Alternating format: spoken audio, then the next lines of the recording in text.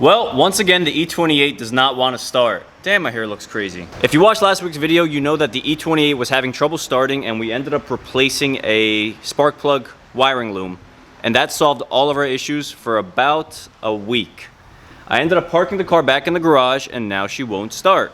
So I think the only thing we can do now is replace a few more parts. To backtrack a little bit, last week we replaced the spark plug wiring loom that goes from the spark plugs to the distributor cap. After closer inspection, we found out that it was a little bit crispy and damaged. And after a quick replacement, the car drove out of the garage perfect. But now, after the car settled in with the new wiring loom, I think the current going through it is just a little too strong for maybe the distributor cap, the rotor, maybe even the coil. So today we're going to take this one step at a time and we're going to replace the distributor cap and rotor.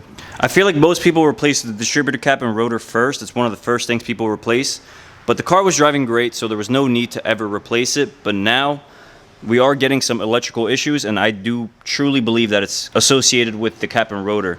So we're not even going to worry about the coil for today. We're just going to worry about the cap and rotor. If that doesn't work, we're probably going to have to replace the coil. If that doesn't work, we're probably going to have to call Timmy. But we're just going to get started with this. We're going to be replacing it with a Bremmy cap and a Bremmy rotor. You could go original, hard to find, but honestly, Bremmy's decent, provides some decent parts. I think that'll be just enough. Hopefully, this is what's causing the issue. Hopefully, the current's just a little too strong with this nice new fresh harness. And after replacing these two old parts, the car should theoretically run once again. Let's get started. Alrighty, so we have our battery disconnected. Theoretically, all we're gonna need to remove this cap and rotor is an 8mm socket and a 4mm Allen wrench, or Allen key.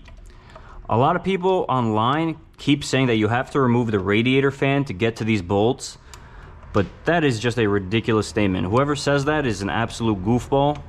You can tell that the clearance is a little tight to get these parts off, but having to remove the radiator fan is just so much extra work for that little bit of extra room. I'm pretty sure if we just take our time, we can definitely get these bolts out and back in with no problem. So that's what I'm gonna start doing, and yeah.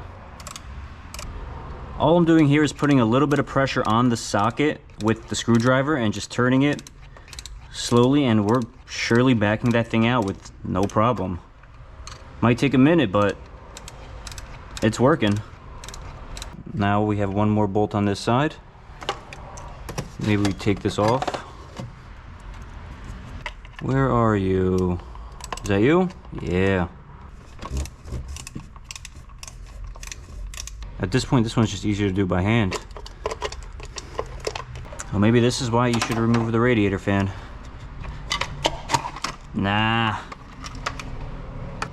Wow. So that's probably why. I'm not sure if you can see that, but there is just so much moisture in the distributor cap. All right, before we start messing with that, let's move on to the rotor.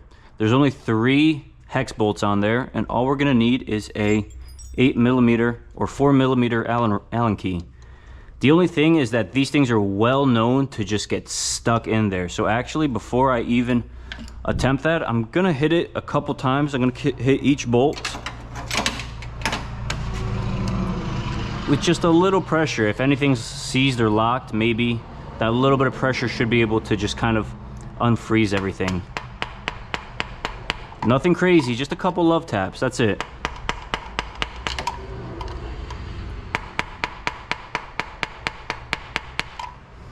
I've seen this trick work wonders, so don't hate it until you try it.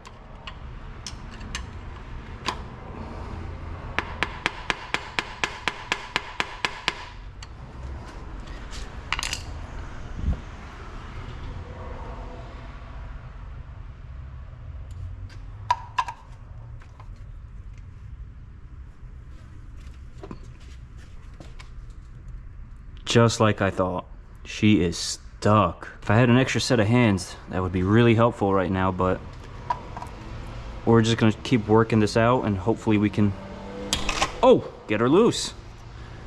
That's the love taps right there. The love taps solved that.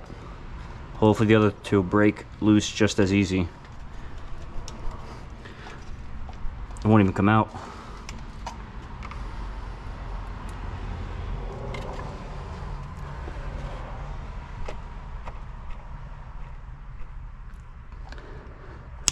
There we go.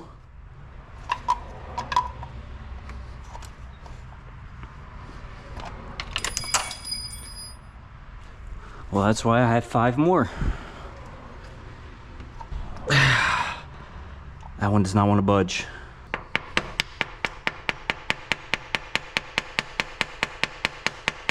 Try it again.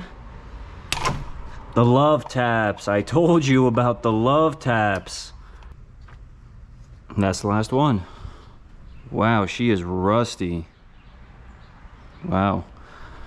Let's pull off that rotor, see what she looks like.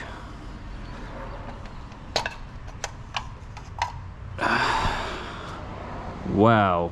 Oh my God, do you see all that water? Holy crap. Oh my God. And she is dirty, look at that. I think we just found our problem. Let's take a quick look at the new one and compare the two. Wow, that's crazy. I don't see any BMW. Oh, okay, yeah, I see the Bosch marking right there. This could easily be the original rotor to this car, but we're gonna swap it out with this nice fresh one right here. I'm gonna clean out the inside just a little bit. I do see this piece of plastic. I don't think there's a new one that comes included with the cap or the rotor, whatever it's called. I left the spark plug wires on it because they have to be plugged in a specific order, and I hate electronics. I hate wiring. So I'm just gonna make this as easy as possible for me. I really don't want to mess anything up since I don't have any spectators with me today. But yeah, there's no interior. Okay, some German stuff, that's a good sign. There's no cap, interior cap, but let's take a quick look at these. Ooh. Wow, yeah, that thing is like half the length of this one. Maybe a little less, but the sides, these brass pieces look so much thicker. And if it's, I'm not sure if you can see it on camera, but they're all corroded. Like there's just a strip on each single point that's just completely corroded. So I am so excited to replace these parts. I think I'm gonna start with the cap first, or the rotor, this piece right here. We got new hardware in the box. So yeah, I'm just gonna pull this out and just plug it back in. Okay, I think the easiest way to do this would be to put the bolt in first.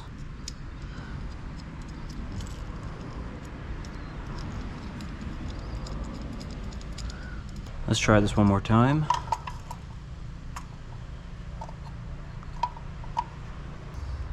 As long as we can get one of these bolts lined up and screwed in, it'll make getting the rest of them just that much easier. All right, so we finally got this rotor locked down. But in the meantime, it looks like it's about to start hurricaning out here. Now we just got to throw in this new distributor cap.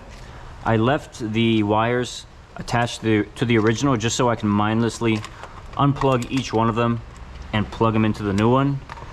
I hate wires and wiring. That's my weak point. So I just wanted to make sure I didn't mess anything up. This goes like this. So all we're gonna do is plug this one right in here, and we're just gonna go down the line, plug in all the old ones. I mean, I guess I could just bolt this up first and then mindlessly plug them in. So that's exactly what we're gonna do, actually.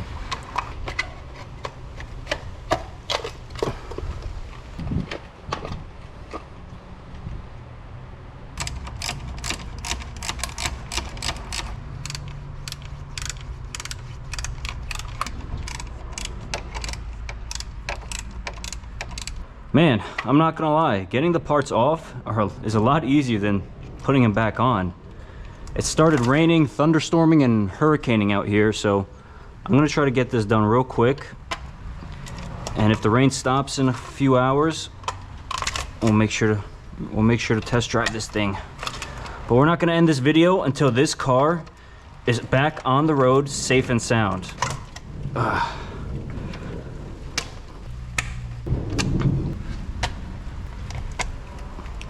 All right, so we got everything back in the car. I'm not gonna connect the battery. We're not gonna turn this thing on because it's really thunderstorming out here and I am not that crazy. So we're gonna leave this for the morning. And just like that, we're back. It's a nice sunny day finally. I gave the engine bay a quick look over. I made sure all my bolts are tightened down on the distributor cap. I'm gonna connect the battery. And I actually did find something while looking over the engine bay. There's this vacuum line right here that has a little crack in it. I don't know if you can tell, but she's cracked. So just for the meantime, I'm gonna put a piece of tape right over here. Should keep any pressure in the system. This is a vacuum line for the air intake. Not a permanent fix, but for right now, that'll be just fine. It's a little nerve-wracking because if this doesn't turn on, we have more problems on our hands, but let's give it a try.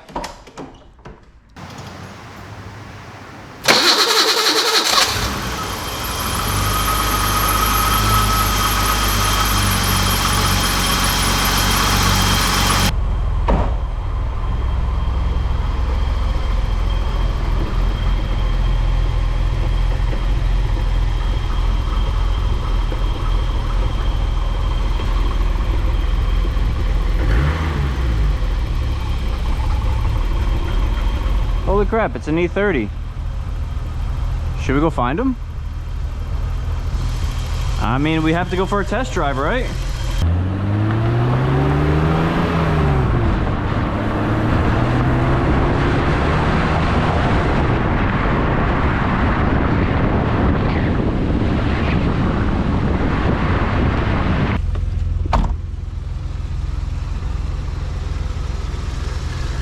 Yo, this thing is sick.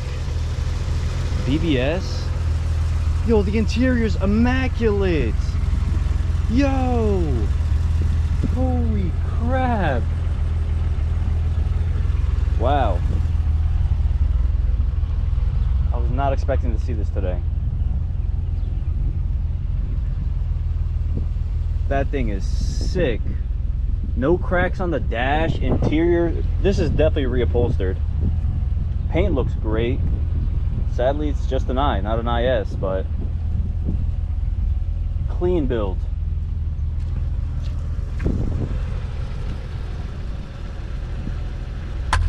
All right, boys, you can tell by my hair, it's been about 2 months since I replaced the cap and rotor. I just wanted to drive the car thoroughly every day, just to make sure that we had no problems come back up. And I can assure you it was the cap and rotor causing the no start issues. I've been driving this car almost every day since then and zero problems. I'm absolutely thrilled. I got some ice cream. I was just sitting here. I forgot I had no cup holders, so yeah, I'm just glad to know that it wasn't even the video before. I replaced the ignition harness, the spark plug wires, and I thought that was going to be the issue that was causing some, you know, some stuttering and no start situation, but no, it was the cap and rotor. And I truly do believe that that was the first cap and rotor, the original cap and rotor from when the car was built. But yeah, I just wanted to update you guys. Thanks for watching. I hope this video helped you out, and yeah, I'll see you in the next one. Peace.